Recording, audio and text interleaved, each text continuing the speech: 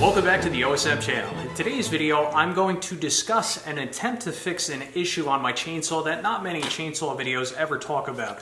What is the issue? Well, the issue is excessive side-to-side movement of the chain within the bar rail. It's really important that that chain, when it's sitting in the bar rail, does not move from side to side too much. If it moves from side to side too much, you're going to decrease your cutting efficiency, it's going to increase snagging, and potential kickback.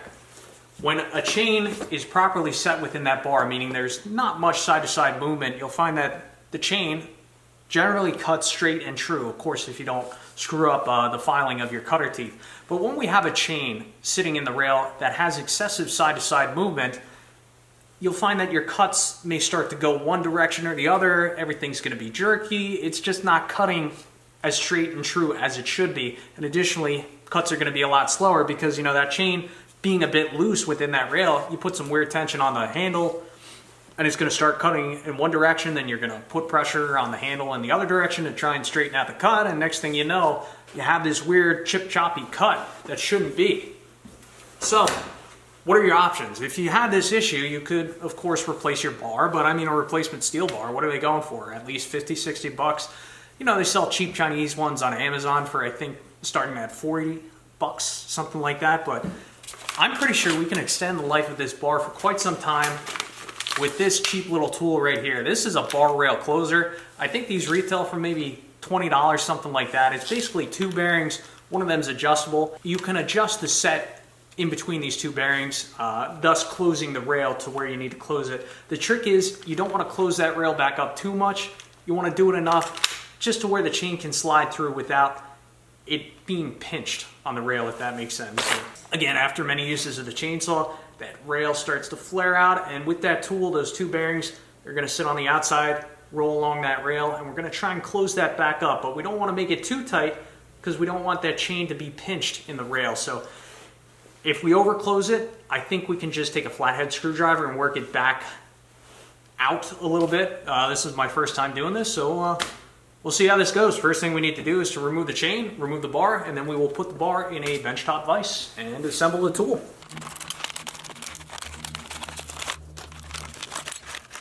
The purpose of the bar rail closer, BRC, is to squeeze the rails of your chainsaw bar back to the original shape. When done correctly, a new chain should fit snugly between the rails with little side-to-side movement. This will result in better performance and longer bar life. All that is required to perform this operation is the BRC and a loop of chain. As soon as the rails of your bar start to become sloppy, as seen when the chain moves from side to side in the channel, you should squeeze them back together with your bar rail closer. Looking at the construction of this tool, it wouldn't be that difficult to manufacture one of these yourself. These are just two standard 6203 bearings, and they have a threaded slot, and this is where we adjust our bearing distance between the two. Could just bend the bolt over, drill that hole, tap that hole. I mean, you can make one of these yourself, no problem. Looks like they have two roll pins to ensure that this tool remains in line with the bar. So I have the bar in my little benchtop vise. I have this piece of 2x4 clamped on the table, so if I put any downward pressure, you know, it's not going to slip in the vise. But I have the chain looped over the wood and the vise. So first, let's inspect the chain along the bar. I'm looking to see where there's a lot of slop.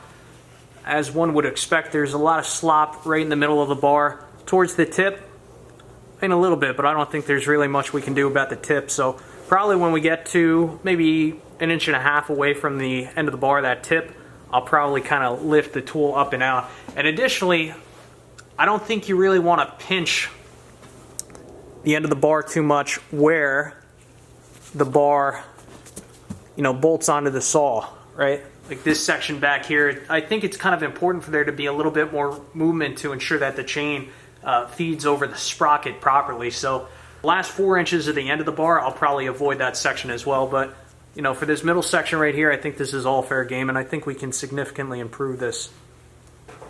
Just make some reference marks.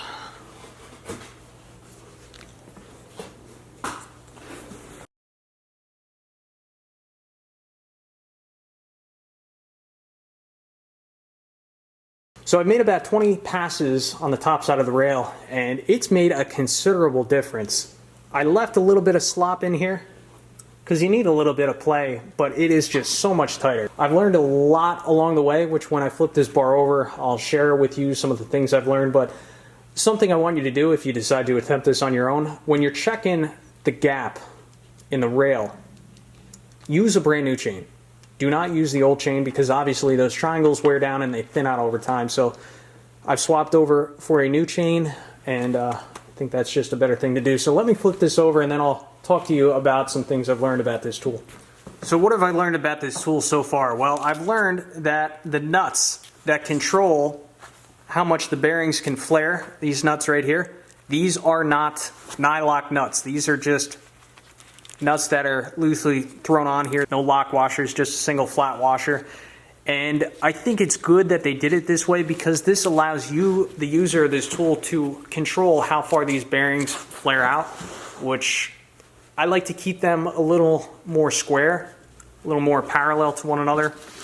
But, you know, the one bearing that adjusts from side to side, obviously you can't crank down this nut because then you wouldn't be able to adjust the gap in between the bearings, thus adjusting the closure on the bar.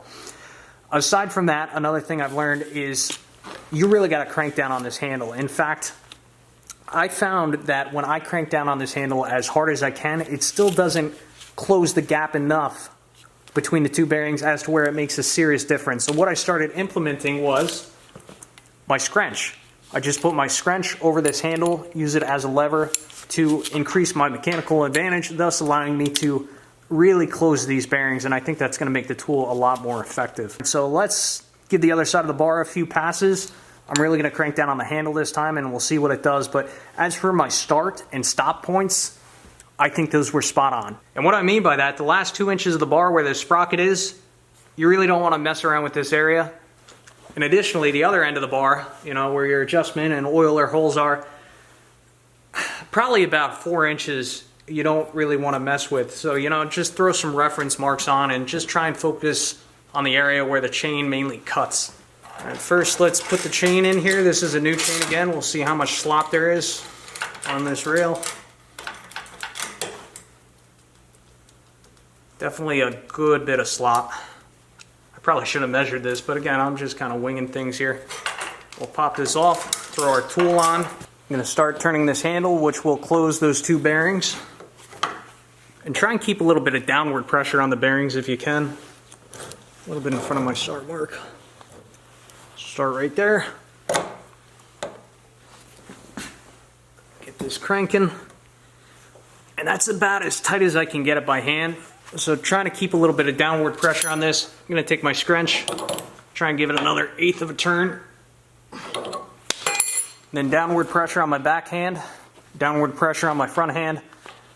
I'm just going to roll this along. And it popped off that time. It's frustrating, but it does work. Maybe I had a little too much tension on it at that time.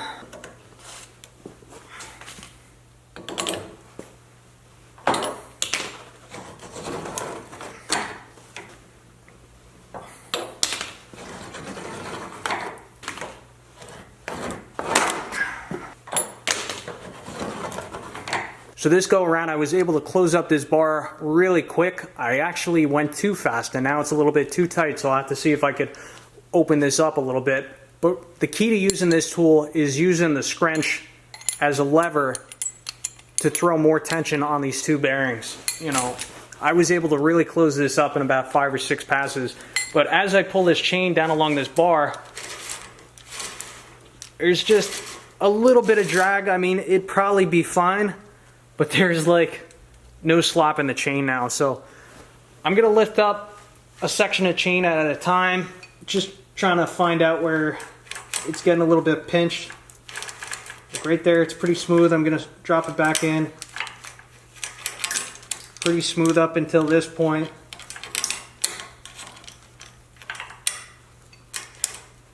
Then I start to feel some heavy resistance kind of in this area. Yeah, definitely right in here. We'll have to try and open this up a little bit. And with opening that gap back up, I mean, I'm just gonna take the scrunch in here, wiggle it a little bit, try and find that tight spot.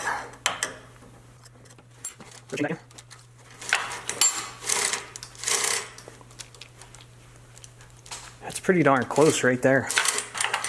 Just gonna open this spot a little bit more.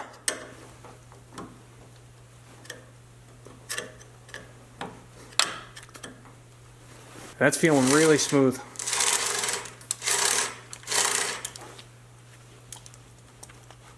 I'd call that about as good as factory new.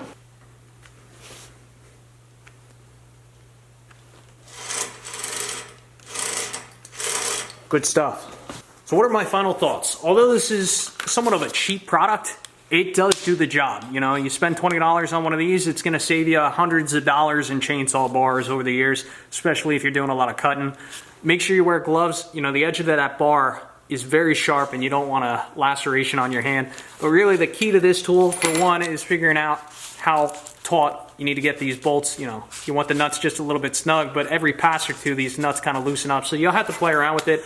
Again, cheap tool. And the other key to this tool is to use the scrunch on this lever to increase your mechanical advantage, thus closing off the bar a lot quicker. A lot of pressure on the front, a lot of pressure on the back.